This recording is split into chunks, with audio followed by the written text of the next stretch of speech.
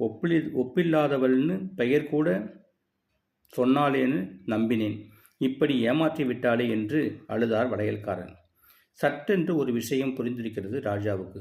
தன்னோட தங்கை என்று சொல்லி அவரிடம் வளையல் வாங்கி கொண்டது தங்களுடைய குலதெய்வமான ஒப்பில்லாதவள்தான் என்று உடனே ராஜா மன்னிப்பு கேட்டுவிட்டு ஏராளமான பொன்னும் பொருளும் வளையல்காரருக்கு கொடுத்து அனுப்பினார். குழந்தையாக வந்து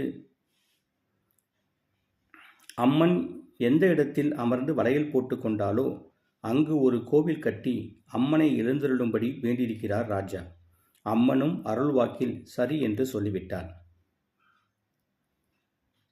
தலப்பெருமை. ஒப்பில்லாத அம்மன் 7 கன்னியர்களின் அம்சம் என்பதால் ஓர் உருவே 7 உருவானதாக சொல்கிறார்கள். மஞ்சள் குங்குமம் வளையல் சாத்தி அம்மனை வழிபடுவோருக்கு வாழ்வில் எல்லா மங்களங்களும் கைகூடுவது நிச்சயம் என்று சொல்கிறார்கள். பொங்கலிட்டு வணங்கினால் சகல செல்வங்களும் பொங்கும் என்பது பக்தர்களின் நம்பிக்கை.